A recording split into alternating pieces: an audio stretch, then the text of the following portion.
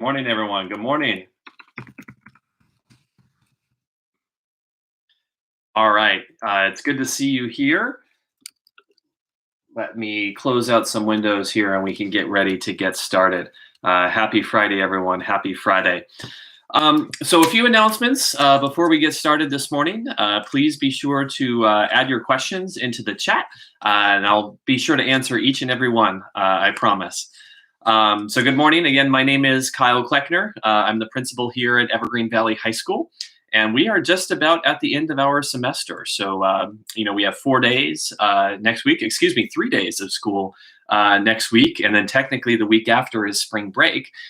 So Thursday is going to be the last day of school.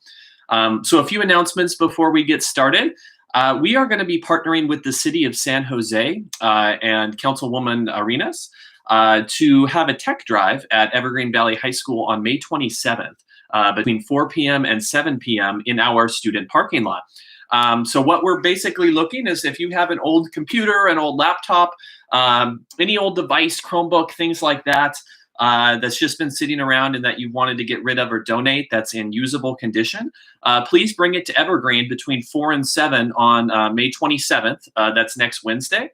And you can donate that to the City of San Jose's Tech Drive. That device will be refurbished, and then it will be given to a student in our community to use for distance learning.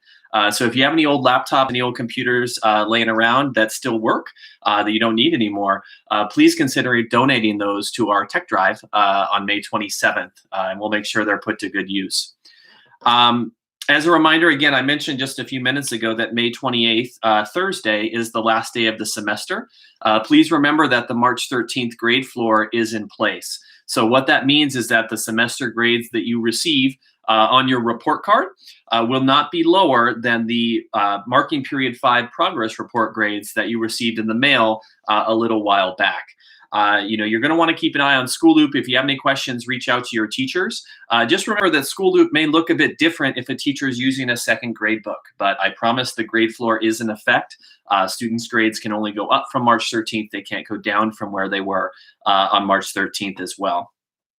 Another announcement, our Senior Honor Night is going to be on Monday. So this coming Monday, I know that that's Memorial Day, and all other services at Evergreen is going to be closed. Not really anyone's going to be monitoring emails since it is a declared holiday for Memorial Day. But we're super excited to have a virtual Senior Honor Night. So we are putting, and Ms. Gubon in the counseling office is putting the finishing touches onto Senior Honor Night, and it's going to be posted at around 5:30 or so on Monday night. So we will send out that information, and it's our hope that our virtual Senior Honor Night will be a way for us to celebrate our seniors' accomplishments. So many of our seniors are just superstars when it comes to academics, and we really want to showcase that to our community and celebrate each and every one of our students. So please keep an eye over the weekend for details about Senior Honor Night, and that will be getting posted on Monday night. Now, of course, you're able to watch it after Monday because, of course, it's virtual. So you can have Senior Honor Night on demand. Our virtual graduation is going to be on June 8th. At this point, students have the deadlines passed for students to submit their photos and their messages for their slides. I believe the last day for student video submission for our seniors is going to be Sunday. So if students have videos they want to submit to be included, up to 20 seconds, school appropriate, of course, they will be included in our virtual graduation. Please feel free to keep asking your questions, any questions that you have in the chat, and then I will be sure to get to them. I see we have 57 viewers so far. So good morning, everyone. Thank you for joining us today. Textbooks. So seniors will be returning their textbooks, any Chromebooks they checked out, and anything else they have from the school after our virtual graduation in mid-June. So we don't have a date set for that yet, but it's probably going to end up being around June 15th, somewhere around there. We're putting together some plans maybe for a bit of a celebration for students when they pick up their diploma on the same day. But we will be having our senior students return textbooks and novels and then pick up their diploma. So that's going to be around June 15th or so. We're waiting for the diplomas to come in. And then, of course, we want to have our virtual graduation ceremony first. So stay tuned to that. as far as when our diploma pickup and textbook return will be for seniors. Now, if your student is currently a 9th, 10th, or 11th grader, don't worry about textbook return or Chromebook return or anything like that for now. We're going to wait until some of the restrictions and shelter in place passes into June and July. And then we're going to let you know what to do as far as textbooks. So if you're 9th through 11th grade, hold on to your textbooks and novels for now, and we'll get them back from you later. And the same goes to for Chromebooks for 9th through 11th graders. Hang on to those. So there's a good chance that we're going to be in a blended model of learning in the fall, in August. So we don't want to take those from students and have to check them out again. So seniors, it's going to be mid-June. Everyone else, just sit tight. Of course, another big news, this is unrelated to Evergreen Valley, but if we were in person, we would have talked about this in our coffee chat. You may have seen the news headline, big news coming out of the University of California yesterday, where the UC system has decided not to use the SAT or ACT for admissions decisions going into the future. And they're going to spend the next 5 years or so, up till 2025, potentially looking for a substitute test to put in place. And if they announced that if they don't find another replacement test for the SAT or the ACT, they are going to not use any test at all and look at other admissions criteria. So this is pretty interesting, and in my opinion, a really good decision by the University of California system. We've talked about this in our coffee chats before, how the SAT and the ACT have some biases, cultural biases, economic biases, and it's also not the best metric of seeing if a student's going to be successful in college. A lot of times, student GPA is a better metric of college success. So I do think this is a great step forward for the UC system in terms of having a more equitable college admissions process. As far as replacement tests, the Smarter Balance test, you may know it as the SBAC, that may be the replacement test that they look at. And that test we already give to all of our juniors already. We didn't do it this year because of the coronavirus, but that is a lot better aligned to what students are expected to learn in high school and has fewer biases. But the UC system is going to have a few years to work that out. There are, of course, differing opinions in terms of whether removing the SAT or the ACT was a good thing. But there are many, many admissions criteria you can look for. And just remember that not all students can afford the SAT and ACT prep programs that are offered by a variety of different companies. Of course, this is not a decision we have anything to do with, but I did want to share with you what that decision is going to be. And it's going to definitely have an impact on our students and their college admissions. One final plug before I talk about fall semester. You can still order a yearbook. Please order your yearbook if you want to remember this year at Evergreen Valley. Lots of great content in it. You can go to treering.com. So that's tree like a tree, treering.com, and order your yearbook for this school year. It will be shipped to your house, so you don't have to worry about picking it up or anything like that. All right, fall semester. So what are we looking at? Well, yesterday, the state superintendent had a Zoom conference with different educational leaders throughout the state of California. And some of the things they were talking about is what metrics do you have to safely open schools in the fall? And what really are you going to be looking at? Now, for Evergreen and for the Eastside Union High School District, that decision is going to be based off of health guidelines, and it's going to be based off of the guidelines from the state of California and the governor's office. Once those guidelines are put together and we know sort of what they're saying in terms of having a safe and healthy education process, then our district negotiates with our two bargaining units, our two unions. And that's the teachers union, ESTA, and that's the classified union, which is like secretaries, clerks, custodians, positions like that, which is called CSEA. And then they'll negotiate and come up with agreement on, what the fall semester would look like. So I'm going to highlight, a few just main points on what we could be looking at.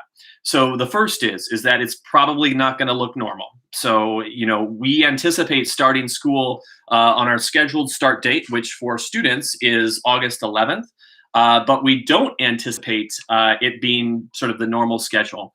What you potentially could see our student body split into halves or into thirds, and essentially have students come to campus at different times. And what this would do is this would make sure that we don't have too many students congregating at any one time, which could be pretty helpful in terms of social distancing. At the same time, what we're probably going to see is a hybrid model. So maybe 2 or 3 days a week, you have students coming to campus and it's spread out. So you have smaller class sizes. Maybe each class meets once in person per week. And then on the other days, what you could see is having distance learning. And this could potentially be different than what we did this semester. We have almost 3 months now under our belts. Teachers are developing their capacity and have developed a lot of capacity in these past 2.5 months on distance learning platforms. Some of the feedback we've heard from parents that our district's aware of is consistency across platforms. Lots of teachers right now are using whatever apps and tools they're most familiar with, which is fantastic. But that can cause some confusion for families and not knowing what one teacher is doing versus another.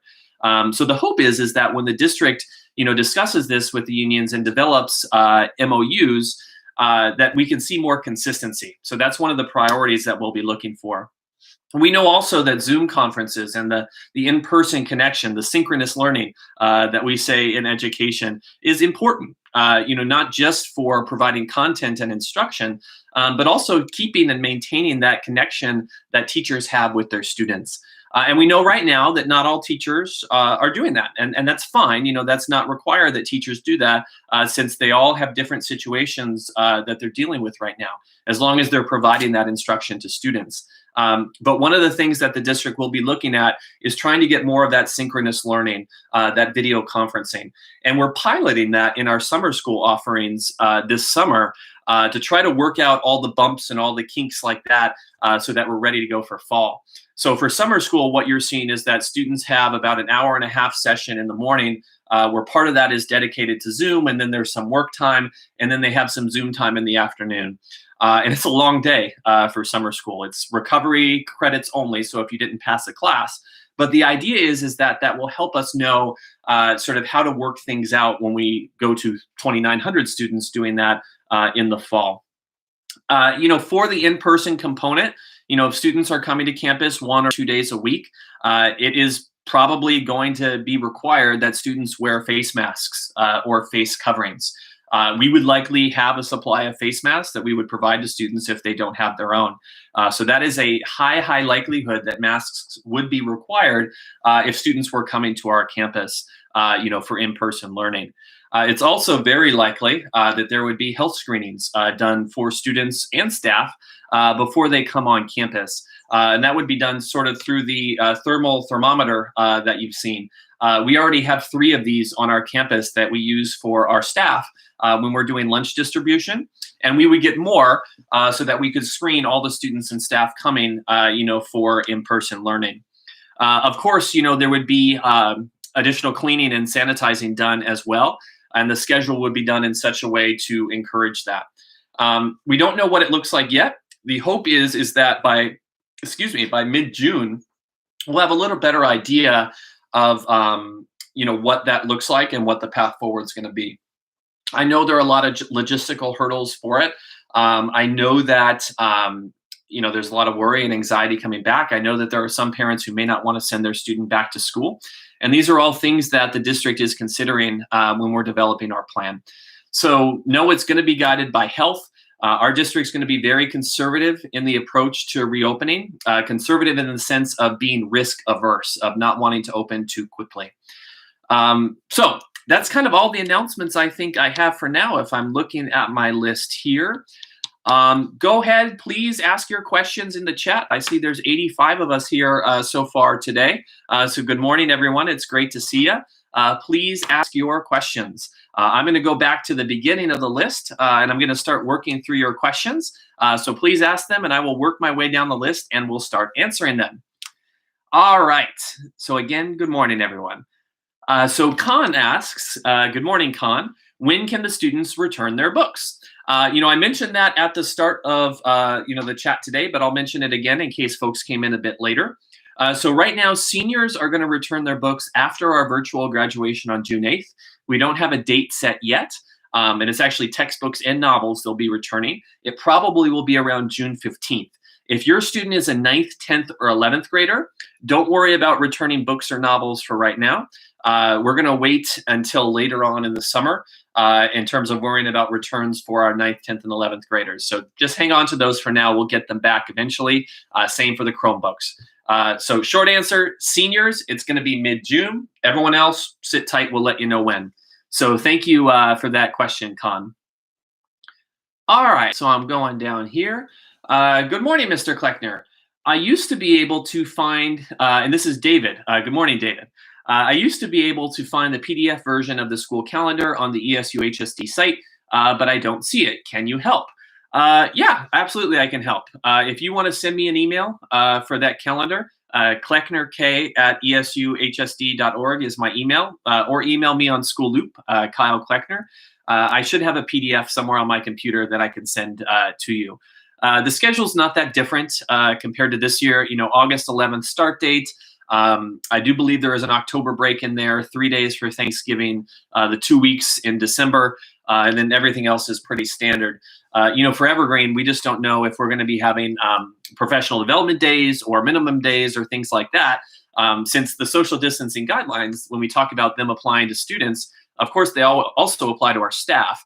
And we have over 150 staff members at Evergreen Valley. And so all of us getting together is a pretty big gathering. So we don't know if we're going to have professional development days yet. So thanks for that question, David. If you want to just shoot me an email or School Loop message, I will send you a PDF of that calendar. Lloyd asks, good morning, Lloyd. Mr. Kleckner, does virtual graduation video, will it be available to watch at a later time? Thanks. And the answer to that is yes. So we've been working through our virtual graduation for the past week or so now. Miss Y and the administrators have been going through student photos, you know, making sure they're appropriate, student messages, making sure they're appropriate. Super excited that over 90%, so that's 90%, over 90% of our seniors have submitted personalized photos and messages to be included in virtual graduation. So on June 8th at 5:30, it's going to be live streamed to YouTube, and then it will be on YouTube and available and on our website after that. So if you're not able to watch it on June 8th at 5:30, you will be able to watch our virtual graduation anytime you want. It will be virtual graduation on demand. And I'm going to be honest with you, it's likely going to be a lot longer than our traditional graduation ceremony. You know, we are the largest school in our district, and we have almost 700 seniors. But we've gotten graduation in person kind of down to a science where it lasts 90 minutes. But with virtual graduation and the fact that we're having students, you know, 20 seconds, they have their name and their slide and their personal message on there, plus a video, it's going to be longer, and it's going to be probably 3 hours long, you know, once we're done with it. We don't quite know for sure yet. It may be shorter than that. So we know that graduation is probably not going to be able to be watched in one sitting, just because we want each student to have their moment to be celebrated with their family. It's my understanding also that student video clips and student slides, students will be able to download those so that they can retain those copies as well into the future. But yes, so that's kind of a long way to answer your question, Lloyd, but it will be available to watch at a later time. I've kind of been really inspired getting a preview of what students are writing. Like sometimes I teared up, almost cried, just because some of the students' messages are really, really heartfelt. So I'm really happy that so many of our students are participating in our virtual graduation ceremony. So thank you, Lloyd. Ms. Gupta, hello, Ms. Gupta asks, the Tech Drive is a great initiative. Was wondering if donors would be able to pick up a tax donation receipt. You know, I'm going to have to ask, check in on that and ask about the receipt. You know, it is a donation that the city's doing. I'm not sure if they're doing what Goodwill is doing, where they basically kind of send you a PDF of the receipt and then say you fill it in yourself. Recently donated some stuff to Goodwill, and that's what they're doing because they're not having the person fill it out for you when they're there. So maybe they're doing that, but I'm going to have to check on that for the Tech Drive, and then I'll follow up if they're getting a receipt. So great question. Thank you. Joseph asks, do you anticipate EVHS to open in the fall? Great question, Joseph. So this is on all of our minds, right? I think the answer is yes. So I do anticipate that we are going to be open on August 11th for learning. I don't believe that it is going to be 100% in-person learning. So hopefully no one's like snapping a photo. I guess this is on YouTube, so everyone can go find it anyway. It's hard to say. I could be wrong.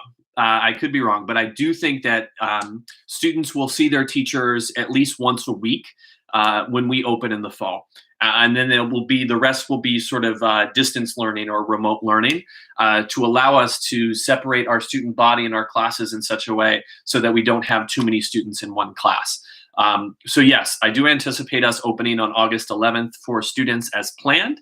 It will likely be a hybrid model of learning with some in person, with smaller groups, not really having clubs or assemblies or things like that, and then a remote learning component as well. We're probably going to be taking attendance for the remote learning component, and we probably will not have the grade floor for fall semester as well, given that we're going to be starting fresh. None of this has been set in stone or decided yet. I'm kind of just conveying sort of the discussions that have been had already. My plan is that once we have sort of the plan in place and we know what we have to prepare for, of course, our district's going to publicize that to our community. And then I will probably schedule another coffee chat, for our current parents. And then we'll probably do another one for our incoming freshmen as well, so that we can answer your questions that you have. So Joseph, great question. Yes, I think we're going to be open. It's going to look a lot different though. So stay tuned for the details on that. I see we're up to 93 people here. So good morning for our folks who are joining us. I'm going to keep going down the list of questions. Please ask your question. I will answer everyone, I promise. Kalesi, I believe, asks, I'm sorry if I mispronounce your name. Good morning, Kalesi. Hey, is there any chance students can pick up their gowns? Yes, if you ordered a cap and gown and didn't pick it up a couple weeks ago when we did it, come to Evergreen between 12 and 1 p.m., Monday through Friday. Not this Monday, but if you come today between 12 and 1 p.m., Dr. Hamilton, our Dean of Students, will be there, and he can go into the gym and get you your cap and gown if you ordered one and haven't picked it up yet. Tuesday through Friday of next week, you can also pick it up between 12 and 1 at the student parking lot at Evergreen. That's our lunch distribution time. So thank you for that question, Kalesi. I do want to add, it kind of reminded me of another announcement I want to make, and that has to do with our lunch service. So most everyone knows that that we've been doing free lunches for our community since we went into shelter in place. And that's been really great to stay connected to the community. And, with the economic downturn, a lot of our families are really dealing with a difficult time, financially. So we are happy to be serving these lunches. And we are super excited and proud of the fact that we've served over 10,000 lunches since we, closed for in-person learning. So we're very happy that we're able to support our community, and a huge thank you goes to our food services staff, our staff that works in our kitchen, as well as our custodial staff for making sure that the kitchen is clean. Since March 13th onward, right through shelter in place and through the worst of it, they were on campus Monday through Friday cooking meals, and I promise it's cooked. It's not just tossed in the microwave. It's good food. I eat it if they have any left over. That's how good it is. But they've been cooking and serving those meals, over 10,000. So huge thank you to our kitchen and custodial staff. All right, so thank you for that question. Nina asks, good morning, good to see you. UC says SAT is optional for 2021 and 2022 admissions, while 23 and 24 do not have to take the test. What does optional mean? Basically, that means is that they're not cutting off the SAT and the ACT entirely. If a student wants to take the SAT or ACT, and a lot of our students apply not just to the UC and the CSU schools, but to a lot of private universities as well. So if a student wants to take the SAT or ACT, if they're applying in 2021 or 2022, to be in the UC system, they can submit their scores if they want, but it's not required. And if you do not submit your scores, my understanding is that it won't be held against you. So it's really just optional only for those upcoming 2 years. Now, for future years, for 23 and 24, that means it sounds like they don't want anyone to submit them at all. So they're not going to consider SAT or ACT at all in 2023 and 2024. And we'll see what the future holds. The UC system did say they want to find an alternate test to the SAT or ACT. And if they do that, there are a lot better tests out there than the SAT or ACT. I'm a big fan of the Smarter Balance test that the state of California has put together. That's put together by education professionals and researchers. It's normed, it's a valid test, it's reliable. I feel they've done a much better job dealing with the cultural biases that can be present in standardized tests. So that's probably one of the big contenders they're going to be looking at is the Smarter Balance test that's given in California.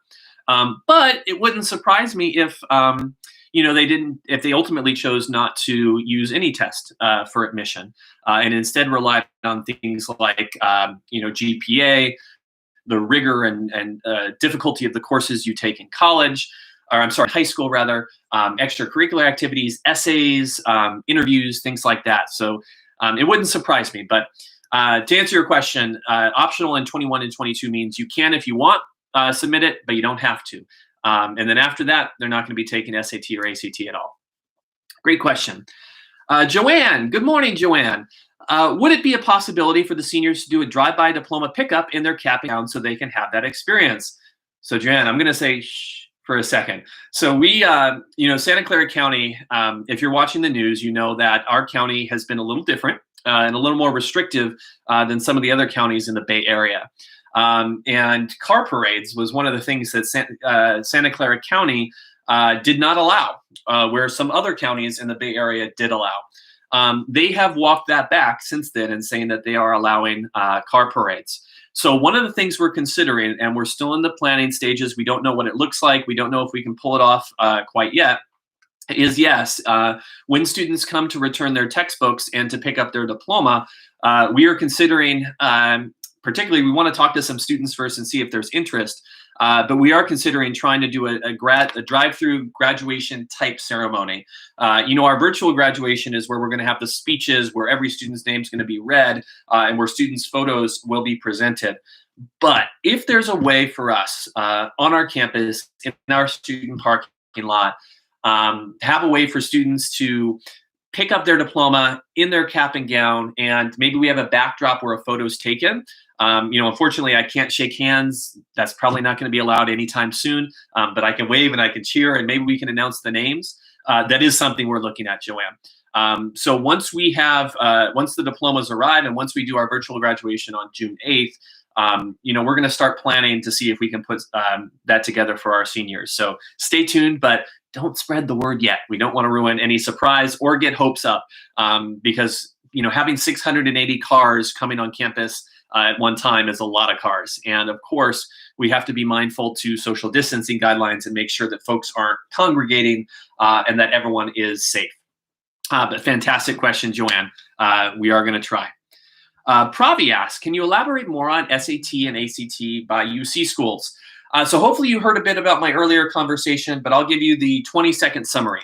The UC system announced yesterday that they will no longer consider the SAT and the ACT in their admissions decisions. The next 2 years are going to be optional only, where students can submit their scores if they want, but you don't have to. And then after that, they're not going to accept the SAT or ACT at all. The UC system has said they're going to look into a new test, but if by 2025 they haven't found a new test, they're not going to use any test at all. So we'll be talking about that more in the fall with our rising juniors who will be seniors next year as well. But thank you, Pravi, for asking that question. All right, my chat skipped a little. Suresha, good morning. Good to see you. Thanks for joining us. If the district decides to continue with distance learning in the fall, I hope frequency of classes would increase, and hopefully that's something that which will be addressed. I think that's a great question. It's kind of a cliche at this point, and I even hate saying it, but the shelter in place was new for us. It was a completely different paradigm shift, and it came pretty suddenly. And so I feel that over the past 3 months, our faculty, our district has learned a lot of lessons. when it comes to distance learning. So I do anticipate that it will look different in the fall. The students will see their teachers once in person, at least a week. That is sort of what we're holding out hope for now, that we can limit the number of students on campus, and the health guidelines will be sort of be in the place that students can come on campus wearing masks, getting health screened, and seeing their teachers at least once a week. That's sort of the goal that we've been discussing a lot. And then on the days that they're not on campus, there would be a distance learning component. So already, if you're talking just based on that, that's substantially more, having that in-person component than we have now. So I do believe that's going to be the case, Suresha, in the fall. We don't know what that will look like yet, since we don't have the final health guidelines, and the county superintendents haven't made that decision, and there hasn't been an MOU yet with our two different bargaining units, our two different unions. But yes, I do anticipate that distance learning will be a bit more rigorous when we begin in the fall. And something to keep in mind with the in-person piece of the distance learning, if we do come to campus, is that if a second wave of coronavirus does come, we may revert back to 100% distance learning again. So flexibility is really going to be key as we move forward, just because, as we've all learned these past few months, things happen fast and things change fast. So that's our goal right now. But yes, to answer your question, Suresha. Phyllis, good morning, Phyllis. Phyllis asks, when can we get the band LA trip refund? Phyllis, I'm going to recommend that you email our band director and band teacher, Miss Spieler, Maritza Spieler. I'm not sure as far as band LA trip refunds. We are still working our way through prom refunds. I'm going to tell you, it's a lot of checks. So the reason why not all students have gotten prom refunds yet, first we had to wait for the Marriott to refund our money, and that took several weeks for them to mail us the check. And then once we got the check, we have to cut individual checks to students and then mail them. And that's hundreds and hundreds and hundreds of checks. And it's not that you just cut a check and you can mail it. It requires 2 administrators' signatures. So it's usually me and Mr. Bustani or me and Miss Guban that are signing these checks. And signing like 400 checks by 2 people, and we can't be in the same place, that takes a long, long time. So I just signed another batch of, it felt like 150 earlier this week. And then Mr. Bustani signed them, and the next wave of prom refunds are going to go out. I'm sorry, I don't have the answer right now for the band refund. Please email Miss Spieler, the band director, and she should be able to help. All right, Brenda. Good morning, Brenda. Thanks for joining us. Brenda asks, hello, Mr. Kleckner. You mentioned that universities might skip SAT test for admission. Is this applied to nation's universities or just in California? Fantastic question. Thank you for asking. This applies only to University of California schools. So the announcement that was made yesterday was by the UC system. So that's their, I believe it's 9 undergraduate campuses. I think I always get maybe 11. I kind of forget my numbers sometimes. But the SAT ACT decision applies only to the UC school. So that's UCLA, UC Berkeley, UC Santa Cruz, UC San Diego. All the UC schools have made the decision to stop considering the SAT and ACT SAT for admission. Other schools across the country are going to be taking a different approach.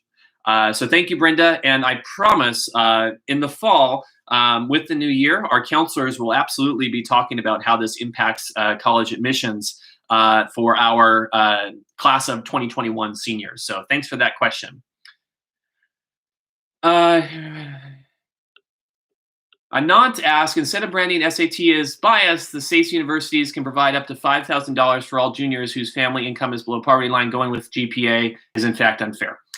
Well, there's lots of different opinions on this. I think that it's hard to talk, and I feel bad. Like, I don't want to be the one who's talking and then not sort of have you be able to talk back in person, because chat in person's different. So I think if we're able to have these coffee chats in person in the fall, I promise we can have a conversation on the different opinions and the different viewpoints of the merits of the SAT and ACT. Because you're right, there are different views on this, and there are different opinions.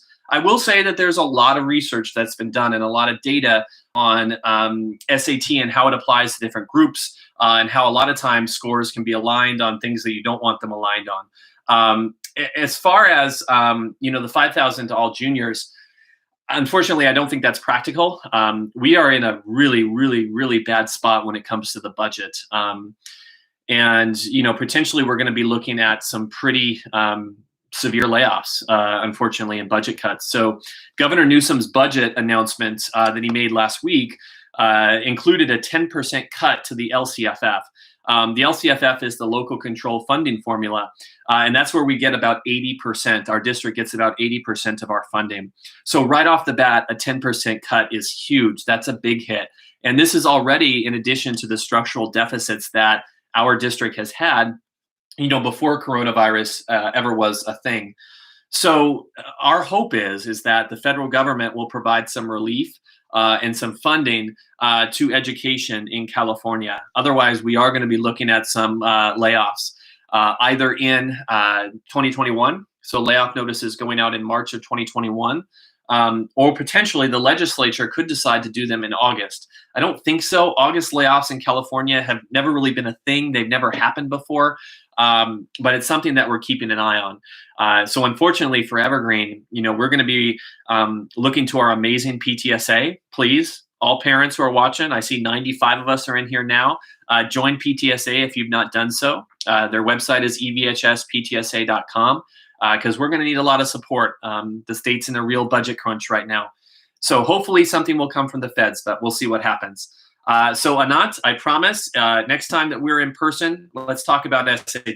I'd love to chat about it with you. I loved our in-person coffee chats. They're always so fun. So thank you for that. The Kui Bao asks, please make the PDF version of 2021 school year calendar available on school website so everyone has access to it. I think it is on our website somewhere. I can't check the website and chat at the same time. I'm sorry, I'm not that talented, or I can't multitask that well. But if it's not, we'll put it on. Yes, August 11th, though. That's the big date. Miss Reyes, hello. I see Miss Reyes in the chat, and she's joining us. Miss Reyes is fantastic.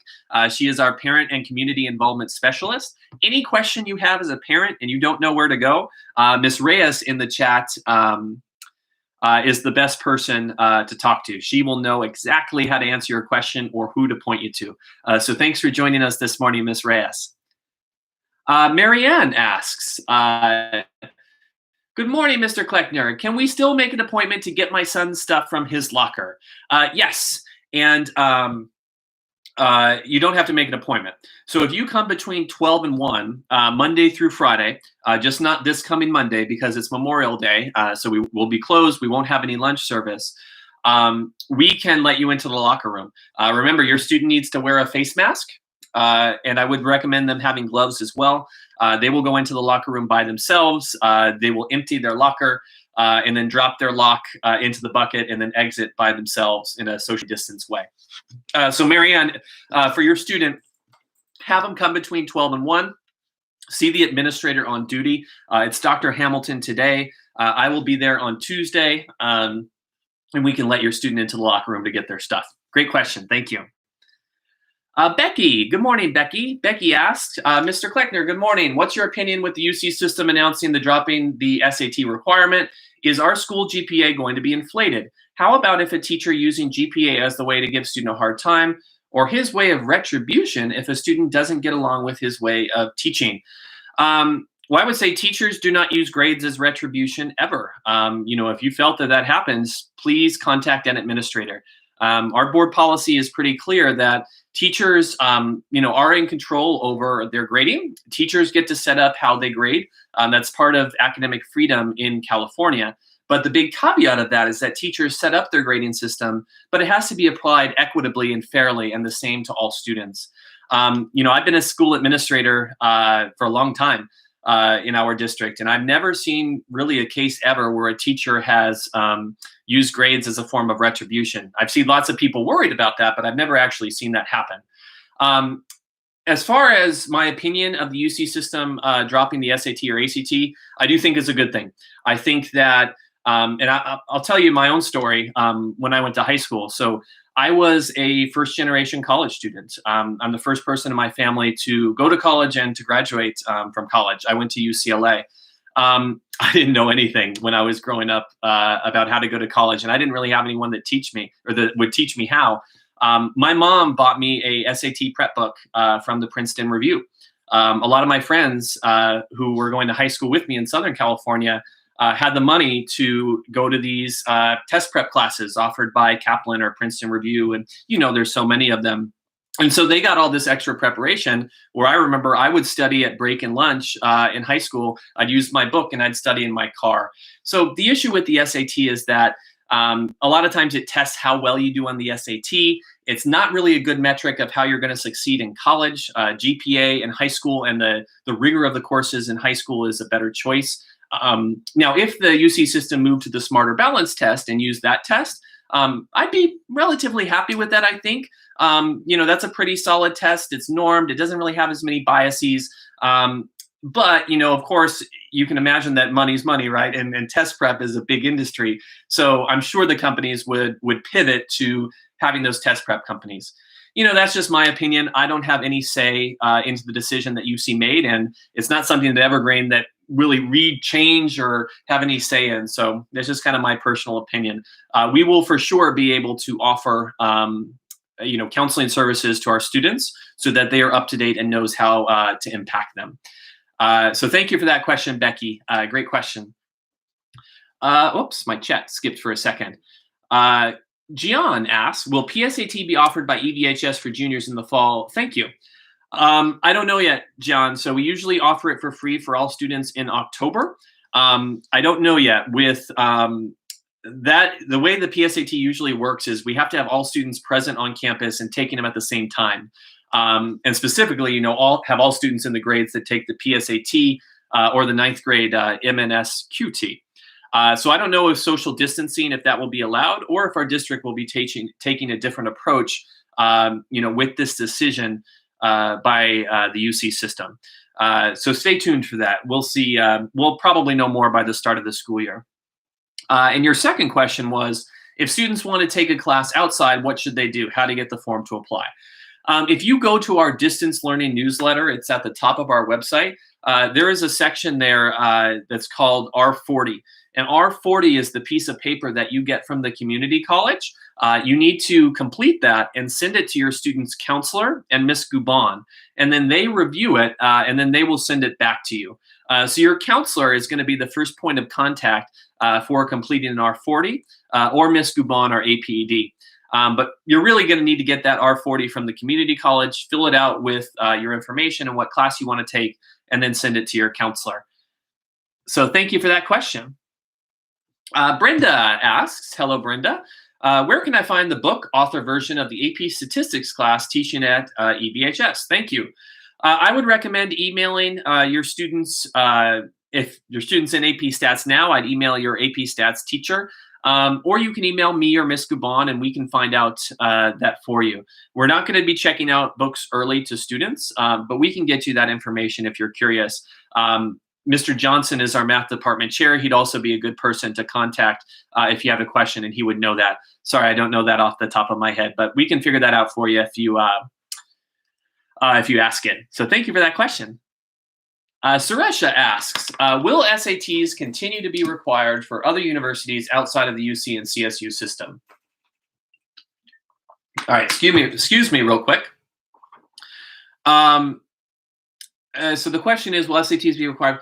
Yes. So the decision that was announced yesterday was only for the UC system. Other colleges, though, the UC is one of the biggest university systems in the country and also one of the most prestigious. So it is thought that other universities may take the lead of what the UC system is doing and then do similar things. So you're going to have to look at each specific college or university. Yesterday's announcement was about the UC. Ken asks, good morning, Ken. I've heard a lot about how good the hot lunch is being served to the community. We want to make sure those in need get fed first. How do we know when there are leftovers so we can pick one up? That's kind of challenging. I can tell you most days there are not leftovers of the hot meals. We typically will prepare 225, 230 or so meals a day. And we try to basically do it in such a way that we have enough for everyone that wants one, but we don't make any more. I would say if you want extras, come around 12:55, 1 o'clock. That's when we're going to be closing up. We had a few extras on Monday. Most of the days before then that I had been working, we didn't really have any extras. Now, if we run out of hot food, we have peanut butter and jelly sandwiches that we give out as well. But our food services staff has been really, really good of cooking the precise amount of meals for the number of people who need them. And if we can't reuse the hot food, unfortunately, once it's cooked, food safety law says that you can't use it again. So that's why we don't make a ton extra. Peanut butter and jelly sandwiches, we can refrigerate. And then some of the side dishes, sometimes they're crackers or cookies, things that aren't perishable that we can do as well. So if you want a lunch between 12 and 1 o'clock at Evergreen Valley, come close to 1, and then we'll know if we have a lot of extras that we can give to you. Great question. Yeah, I don't eat any extras until we're walking back up to the cafeteria again, and we know that we're not going to be able to use those again. Nina asks, since the UC is doing away for the SAT for the next 4 years, will there be a PSAT for juniors in the fall? Maybe a bit too early to know the answer. Great question. I am positive, I'm sure that the College Board, which they are a for-profit business, they are in this for money. I'm sure that they're going to offer the PSAT. Just because the UC system has made this decision, they're not going to stop with their business model of offering these tests. But I don't know if our district is going to offer it for all students. We may, because the PSAT and the SAT is still used by a ton of universities. But it may be socially distanced or we may not. So stay tuned for that. Shanti asks, my chat skipped. Is SAT also applies to the SAT subject tests? My understanding is yes, that it does apply 100% to all aspects of the SAT and ACT, at least for undergraduate admissions. I don't remember if graduate admissions, for grad school, master's, PhD, all that. I don't know if they mentioned anything about SAT, for that, but definitely for undergrad admissions. Let's see here. Khan asks, will summer school be 100% distance learning? And the answer to that is yes. Summer school is going to be 100% distance learning. Mr. Johnson, our math department chair, is the coordinator for summer school. And it's going to be 100% distance learning. It is going to look different, though, than what our distance learning has looked like in the spring. In fact, it's going to be about a 5-hour day or so. There'll be an hour and a half in the morning with a half-hour Zoom session. And then about 45 minutes, an hour or so of independent work. There'll be an office hour section. There'll be a 12 to 1 lunch window. And then there'll be another check-in window after lunch. So it's definitely more rigorous than the distance learning schedule that we had in the spring. And like I mentioned earlier, the reason for that is that it's kind of it's a testing ground. We want to test how it goes in summer school so that we can do similar things potentially in the fall. So yeah, summer school this year is going to be 100% distance learning. We are also, Evergreen is also only doing recovery courses. So what that means is that for the classes that we are offering with our teachers, it's only if a student got a D or an F in the class. We're not doing any acceleration classes via distance learning. Our Math 25 classes that we partner with EBC, those don't count. Those are acceleration. But the ones that we're offering from Evergreen Valley High School are recovery only. So if students have to recover credits, and then we will have a couple sections for incoming 9th graders as well. But again, 100% distance learning. So great question, Khan. Thank you. My Own Spaceful asks, hello, when can the students, current 9th graders, return the textbooks they got from school? Hang on to them for now. So we don't know what the social distancing guidelines will be in the summer. Without the seniors, we're talking 2,200 students or 2,100 students with books. Some have 5 each, and you're talking thousands and thousands of books. So we want to be ready that we can do it in a safe way, and then we can do it in a socially distanced way. So don't worry about current freshmen for now returning your books. We may wait until the fall, so you return those books and then pick up new ones, or we may do it in late June or July. So stay tuned. Keep an eye on School Loop. Thank you for that question. Araceli asks, good morning, Araceli. Will there be summer school? Yes, there will be summer school, recovery classes only. So what that means is if your student got a D or an F, or if your student's an incoming freshman, we will be offering summer school for those students. Counselors will be reaching out to students, and we should have an application out soon. So thanks for that question. Khan asks, will there be fall sports? Great question, Khan. So the league, CIF, as well as CCS and BVAL, sort of all the leagues that Evergreen Valley are a part of, have been talking about this for the past several weeks. I don't believe a final decision has been made yet, but I can tell you what's probably going to happen as far as fall sports. What's probably going to happen for fall sports is you're going to see some shifting in what sports are offered when. So potentially you can see some of the small sports that we offer, things like girls and boys golf, girls and boys tennis. You see what I'm saying? Sports where there are only one or two students participating at a time. Those sports may be moved to the fall season. And then those sports are played in the fall because they can be done in a safe way since it's only one or two students.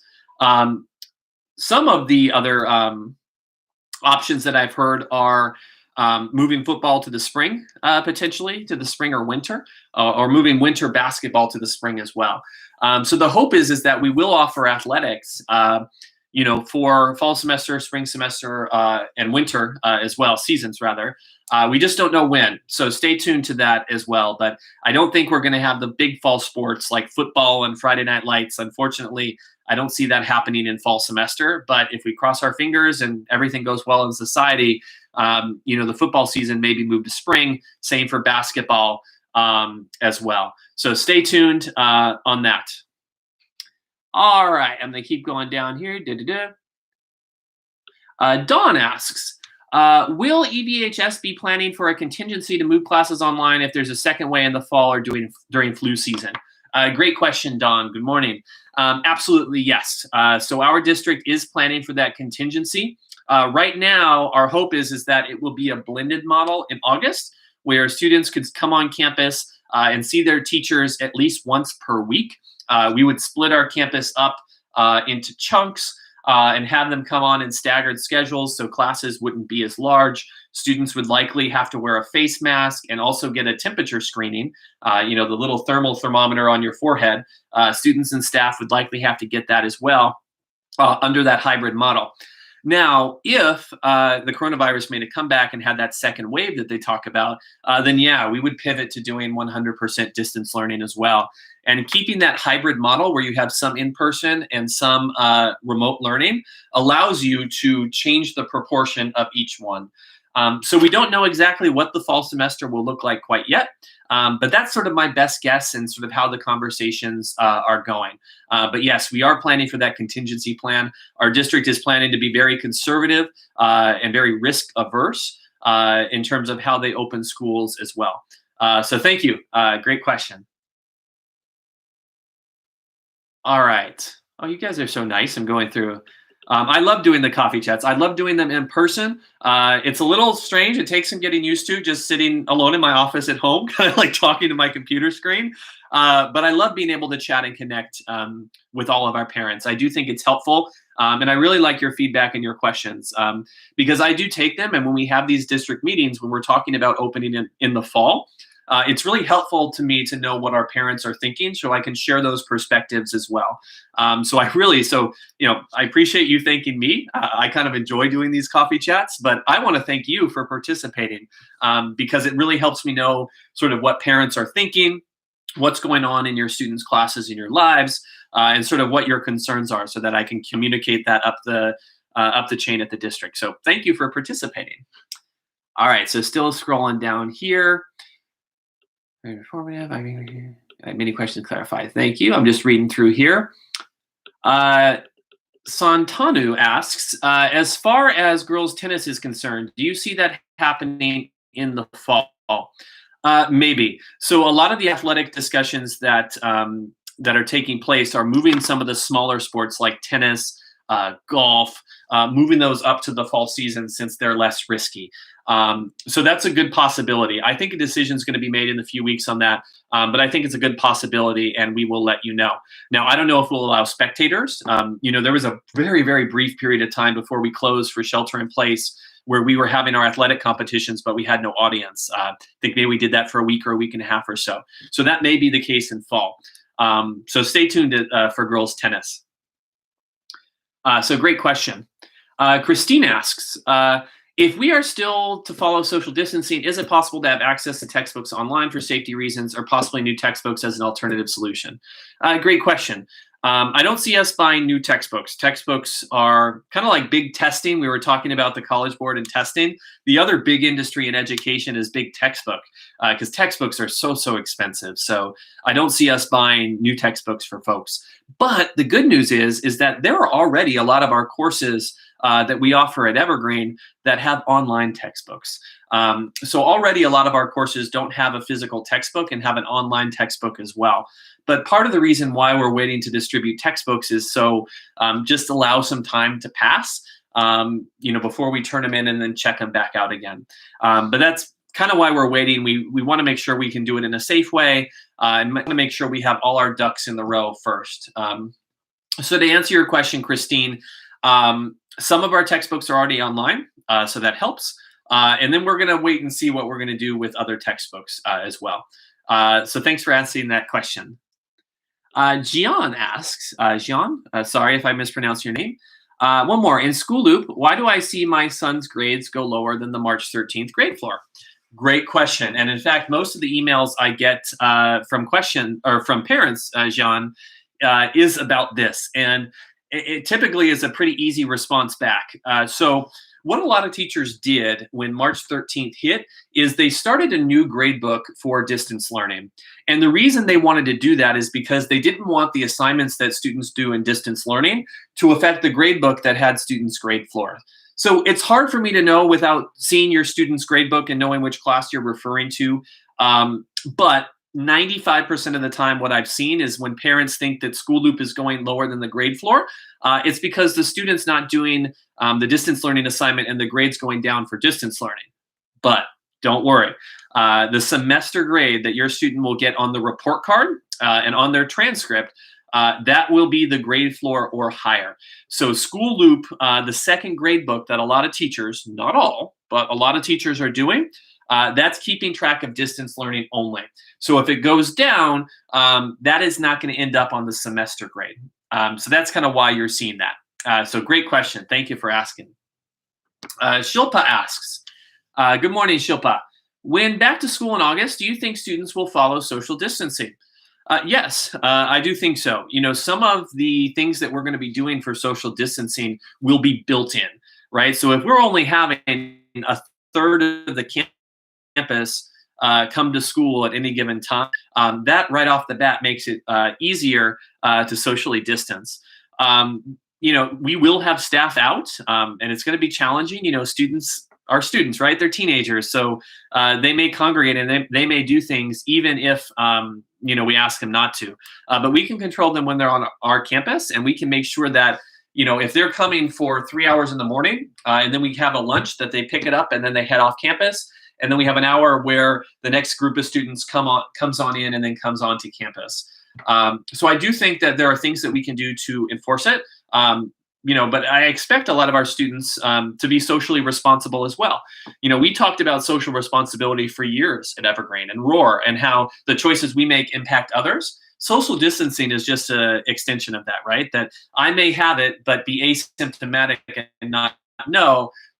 So I should wear a mask and socially distance to protect others. And so that would be a message that we communicate to students, and our staff would help out in making sure that they do that. But there's a long way to go before August, and so we're going to do a lot of planning on that. So thank you for that question. Leah asks, will attending school in person be mandatory, or will students have a choice or strictly doing distance learning? Great question. This is one of those things that we are talking about and planning for. We know that there are some parents that, for whatever reason, either their student has a health condition, or there's someone in the family that does, or they don't feel it's safe, that may choose not to send their students to school. And so we are going to have to develop basically plans and a process, for those parents to go through. I will be honest, it will be challenging for us to keep two different sets of schooling going, right? One for in-person and one for distance learning. It would be really challenging for teachers to provide the same instruction to some students in person, but then some students in distance learning only. So there are a lot of logistical pieces that we're going to have to work out. So I don't know yet, Leah, but I can tell you that that concern is something that is on our radar and that we're taking into account. So great question. Thank you for asking. I'm going to wrap up here in a couple minutes. So if you have any more questions, please feel free to add them and I will answer before I head out. Thank you, everyone, for being here. Sunny asks, some AP courses supposedly have summer assignments for coming school year. Will teachers send homework assignment by email or students need to go somewhere to check by themselves? Yeah, so that is all posted on School Loop. So students don't know who their teachers will be for next year. Schedules aren't created until late in the summer. We know what classes you want, but we don't know what teachers students will be having yet. But if you go to our website, I believe it's under the academic section, there is a tab that says AP Summer Work. And it's a Google document. Teachers post it, the courses post for that, for the summer work that students can get a head start on in the summer. So go ahead and look on that website. That's the best place to get the AP course summer work. So great question, Sunny. Thank you. All right. Thank you all for the well wishes. I too am keeping my fingers crossed. We're going to plan to make sure that whatever we do in the fall, whether it's blended learning, distance learning, that we provide the best educational program for our students that we have. We all miss them, so we hope that it's in person. But if we do have an in-person component, we're going to make sure that it's as safe as possible for coming back. So with that, I'm going to sign off. I see one more question about AP Bio. We're still doing 2 periods. The lab component may be one of those days that the teacher splits up in 2 and then only has a few students do a lab at a time. But yeah, that's something that's going to have to be worked out. Other than that, thank you all. I appreciate seeing so many familiar names in our coffee chat. I love that we've continued this for the whole school year. We probably will continue this format next school year as well. I would love to have in-person coffee chats if we can do them again in a safe way. But I am open, to having, even if we have in-person coffee chats, to doing these virtual ones, maybe in addition to that, because it allows more people to access it who can't come into school in person. So thank you.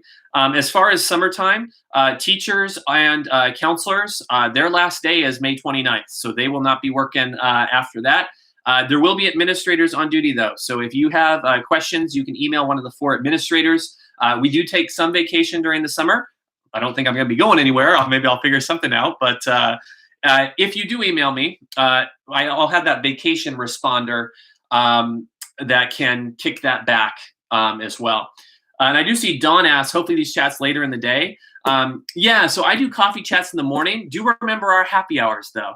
So the happy hour are usually at 5 o'clock in the evening, and those are done by Miss Gubon, our assistant principal. And so she usually covers a lot of that. Thank you all. You all are amazing. I look forward to seeing you hopefully in person in August. Otherwise, we'll have some more coffee chats between now and then. So have a great Memorial Day weekend, a great 3-day weekend. Stay safe.